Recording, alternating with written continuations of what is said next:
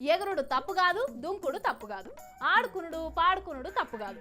మా పని మేం చేసినాం, మీ సావు మీరు జావుర్రి అన్నట్టే చేసిపోయినారు కదా. అదేనుల్లా నిన్న మొన్న గణేష్ పండుగ, గణేష్ నిమజ్జనం గురించి ఇక అర్థమైతలేదు కదా.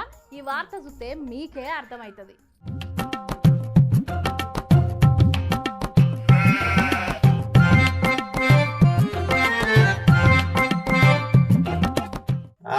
నన్ను ఈలబెట్టిర్రు, నిమ్మలంగానే నిమజ్జనం చేసుకొచ్చిర్రు. కానీ ఇక పటాకులు, కాగితాలు, కవర్లు, పులిహోర పొట్లాలు, నీళ్ల బాటిళ్ళు, కుర్కురే కవర్లు, రబ్బర్ బెండ్లు, అరే ఒక్కటారుండా. ఇగో ఆ జైబోలో గణేష్ మహారాజ్ కి రిబ్బన్లు అరే రంగురంగులే పడ్డాయి. ఇక మొత్తము అంగులు, డీజే షార్ట్స్, పేపర్లు, పువ్వులు, ఆకులు, అలములు. అరే అరే ఏం చేస్తా ఇది రోల పొన్న గీతిరిగా జామ అయిందని చూస్తుర్లే. వినాయకుని బదనాం చేసినట్టుగానే ఉన్నది పాపం. మరి జనాలు తెచ్చుకున్నట్టుగానే ఉన్నది కదా. ఇక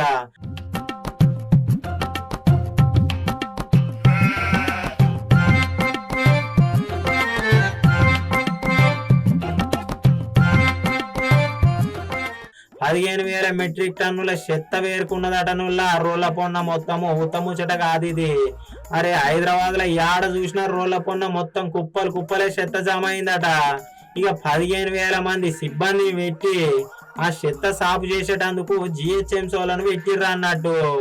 ఇగో షిఫ్టుల లెక్క కూడా చేస్తున్నారట. వాళ్ళని పెట్టి పని చేపిస్తారు చూడుర్రి. 200 మంది టీము కలిసి చెత్త సాపు చేస్తున్నారట. అరే 1,00,000 మీదనే వినాయకులు వేసిరు నిమజ్జనము. ఇక శానిటైజేషన్ సిబ్బంది అయితే కష్టపడి క్లీన్ చేసుకొస్తున్నారు హైదరాబాద్ అంతా. ఇక ట్యాంక్ బండ్ చుట్టూ అయితే షిప్ కోశం కాదు పోయినరి. అటు పీపుల్స్ ప్లాజా, ఇటు నెక్లెస్ రోడ్, ఎన్టీఆర్ మార్గు, ఇట్లా అంతటా క్లీనింగ్ క్లీనింగ్ క్లీనింగ్. అరే ఏం చెత్త వార పోసిర్రా పోరగాళ్ళు. గణేష్ పెట్టినప్పటి నుంచి ఇన్నే చేస్తున్నాం అన్న.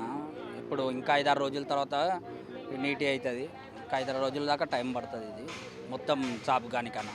అనాదనం తీసుకపోయి ఆడ డస్ట్ బిన్లు పెట్టి ఉంటే అండ్లేసిన అయిపోతుండే కదా. కాకుటో కవర్రనో సంచులనో పెట్టుకపోయి ఇంటి కాడ అయిత ఇక చెత్తబండి వచ్చినప్పుడు వేస్తే గానీ గింత కథ కాకపోతుండే. రోడ్ల పొంట్ల షార్ట్స్, ఇక పేపర్లు, కవర్లు, మెరుపు మెరుపు దండలు, అరే రంగులు గులాలు అన్ని పడేట రోడ్ల మీద.